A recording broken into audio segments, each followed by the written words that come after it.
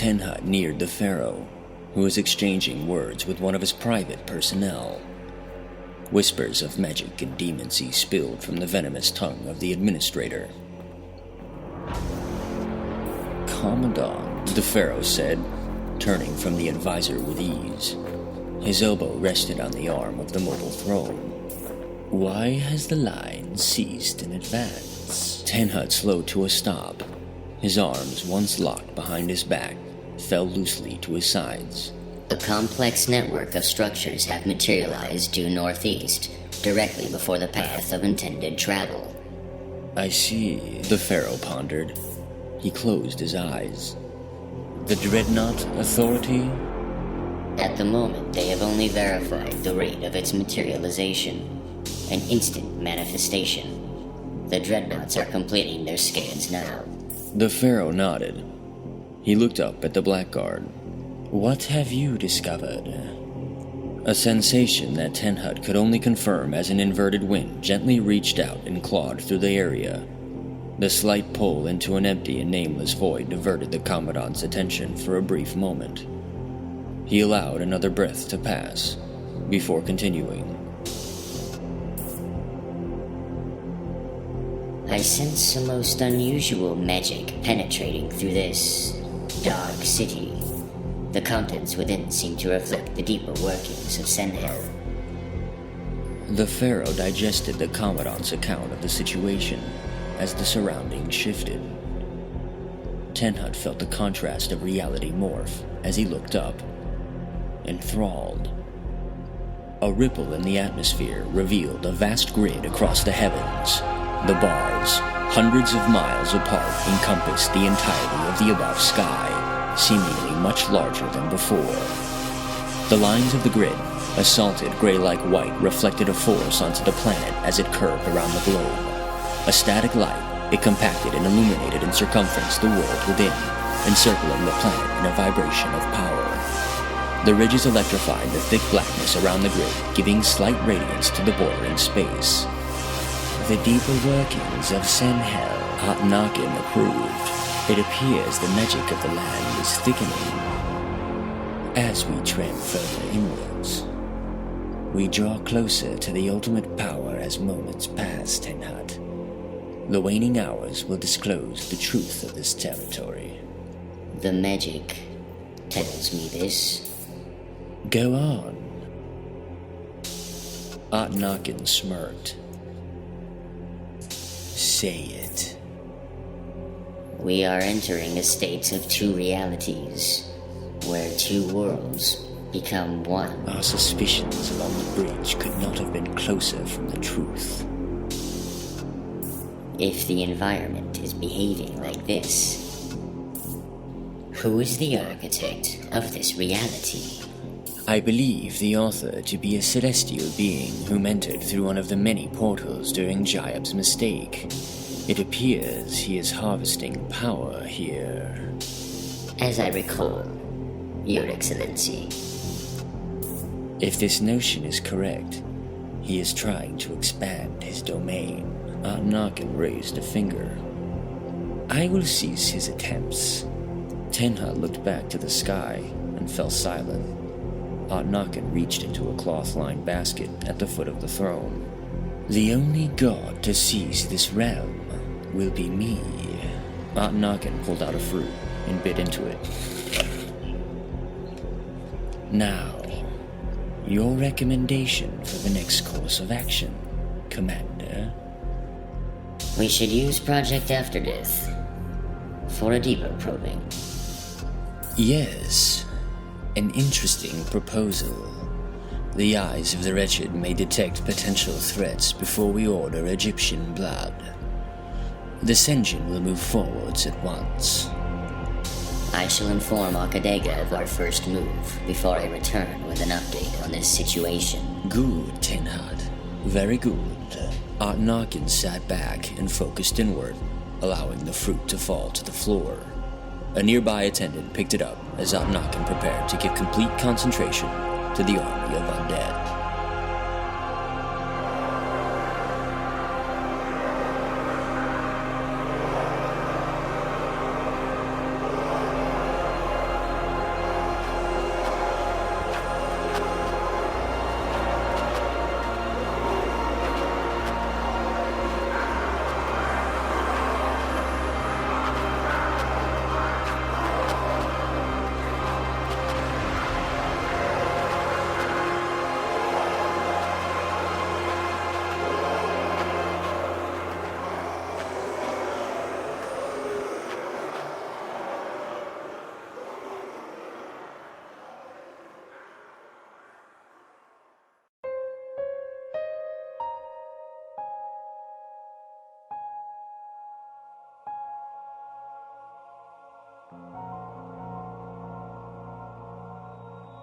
The Commandant continued past the forward army to the Drednoght observation post.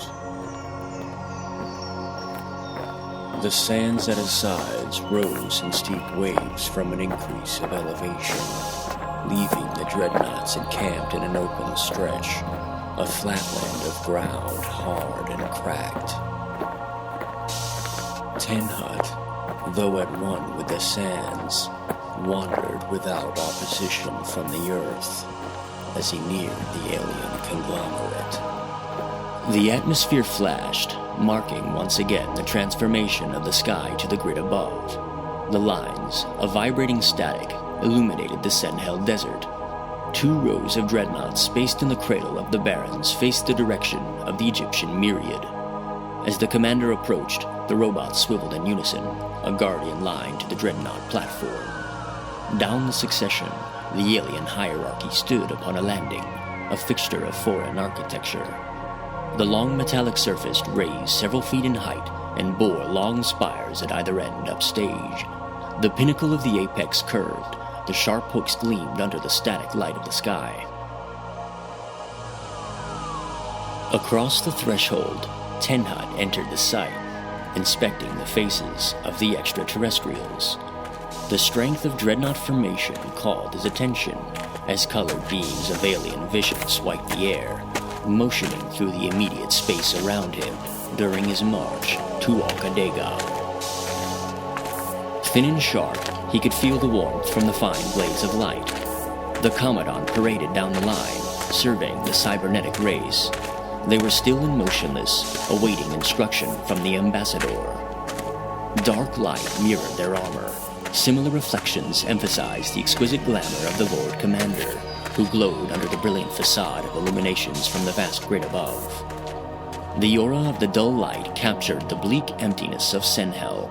A vibrating motion, the lines of the grid added an alteration to the environment, unlocking more depth and a sense of serenity to the scene around me.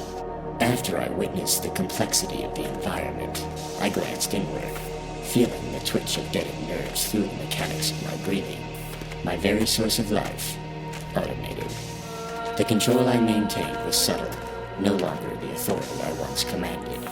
Following this realization, I felt the inner mechanics of my energetic life force, the body within my body. Senhel is somehow altering the awareness over my being. When I return to Egyptian, I shall look deeper into this matter. The glowing silhouettes of the newer Drednoght Command diverted my attention. They were viral in intensity as they caught the full power of the grid. I peered through them and gazed upon the flatlands of the horizon behind as the sensation of vibrations from each particle of sand touched the heels of my boots, melding through the armor, stimulating the nerve endings in my feet. I focused on the reaction and combined it with the entirety of the scene.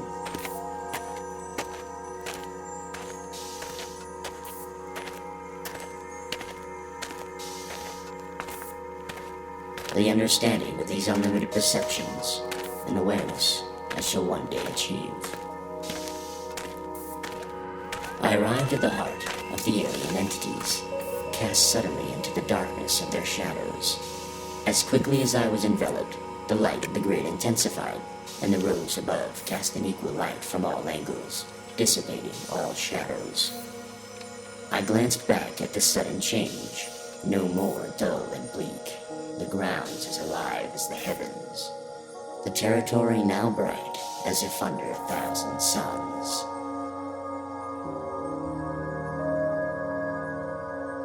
The only shades of darkness that existed were the spaces between the sky grid and the fixed images from the legion of cybernetic sentience.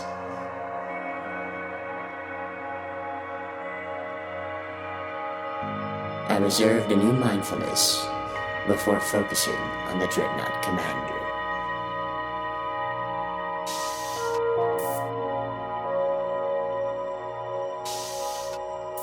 Alcadega.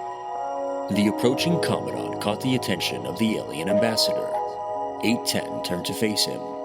With great height and strong form, He peered down upon the Magicist as one of many he observed among other worlds. In regard, Akadega acknowledged the supremacy that this life form was able to achieve. The cyborg scanned his biomolecular compounds and noted that the DNA affected by his energy significantly increased in vibration. I ceased my readings and acknowledged the Commandant. The infinity of stars from a silent night cast their rays upon us. I flashed my eye to the right of the Blackguard and observed once again the large planet that inhabited a third of the sky. This activity was unconventional, even in universal sectors with a higher affinity towards manifestations from the source code. I maneuvered my eye down onto my data screen as it displayed readings of the surroundings. I was still confused as to the sudden shift in the environment. The Commandant seemed not to notice. The Pharaoh has ignited forward action by the Senjin. They will enter the city to examine for potential threats. The Legion is to remain on standby as we circumvent this obstacle in search of new leads on this glory of affairs. Have Drednoght intelligence progressed to new information? Yes, Commander. No life forms have been detected from our perimeter analysis. We have discovered that the molecular composition of the city retains trace elements of codex from another universal thread. It took a brief moment to stabilize, but it now acts as a permanent fixture in the realm. You are absolutely certain? Drednoght assessment is supreme. Tenhud looked past the scientist to the shimmering image of the city miles ahead. I must inform the Pharaoh at once. I altered my focus, and a photonic beam of light penetrated through my visor, allowing me a complete view of my surroundings from all directions.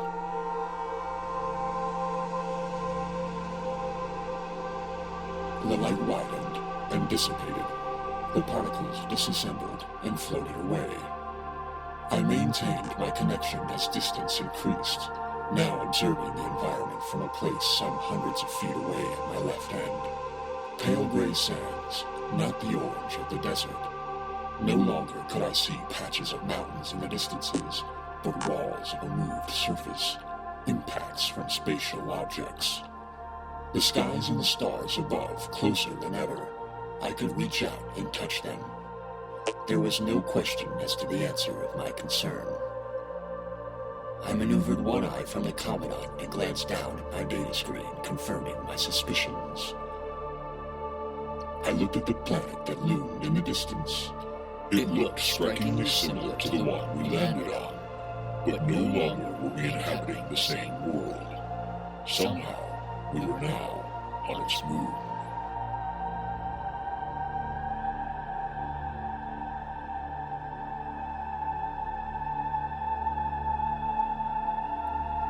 The Drednoght seemed to glare down at me as it fingered the transparent glass, the light cyan bordered in a glowing dark blue. Its movements were otherworldly. I detected an eerie rhythm made by its elongated finger as it tapped various spots of the data screen. The face of the scientist was a mold of geometric dimension as the black mirror of its face reflected my image in distortion. The glossy presence of the material revealed the world behind me. The light flared from a point across the surface. It swelled in size, and the ray shot forward, nearly 7 feet. It was still for a moment, and the ray dissipated, and it turned back to its screen. The features of the platform amplified the alien presence.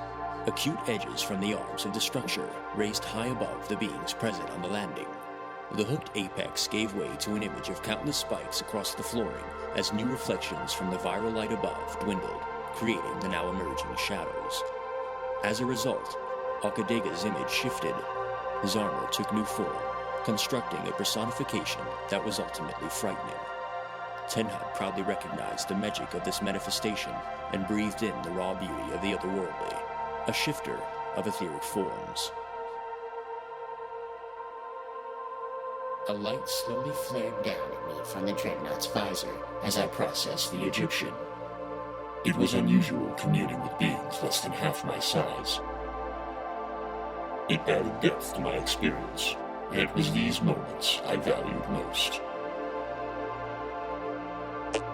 I will await orders from the Dynasty Commander. Our forward group is stationed just several miles from the city's entrance. The Drednoughts I have stationed there will assist your movements if required. Report if new findings are discovered. Maintain contact. Tenhut turned, As expected, making his way to the Egyptian ensemble. but the moon is no place I anticipated. Stopped. He looked back at A10 and took several paces towards him. What is your meaning? Akadega turned from his data screen. You do not see your planet. The Commandant stared at me. I motioned to the gargantuan planet encompassing well over a third of the sky. Tenhut looked up. He heard a spark of electricity, a static shock as the grid rippled. Through haze, he saw a waving image as if underwater, and for a brief instant, he caught a glimpse of the moon. Gargantuan in size, Tenhut clearly identified the ridges of its surface in a lone rally of silhouettes. The figures were motionless, but the magic of the manifestation was far beyond any other. Tenhut breathed into the sensation. Far across the skies, a figure on the opposite world turned. He recognized the faint outline of its face and adjusted his vision. The lens zoomed in, but the sight rippled away. The scene covered in pure blackness. A faint moment, and the lines of the grid reignited, the electric spark once again shimmering across the arms of the static light. Tenhut leveled his focus. The magic that exists here, I will come to understand. I believe this dark city holds the key to this mystery. I will not rest until this force has been discovered.